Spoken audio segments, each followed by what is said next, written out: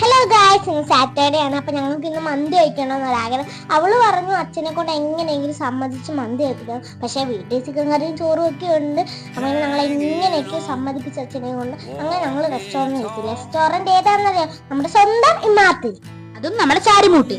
അങ്ങനെ നമ്മുടെ സീറ്റിലിരുന്നു, മന്തി ഓർഡർ ചെയ്തു. അപ്പൊ നമ്മളിങ്ങനെ സംസാരിച്ചോണ്ടിരിക്കുവായിരുന്നു. അവിടെ നല്ല സ്വീകരണമായിരുന്നു, നല്ല ഫുഡായിരുന്നു. അപ്പൊ നമുക്ക് ഫുഡൊക്കെ തന്നു, കൃത്യ സമയത്ത് തന്നു. എന്ത് പറയണമെന്ന് അറിയത്തില്ല, അടിപൊളി ഫുഡായിരുന്നു.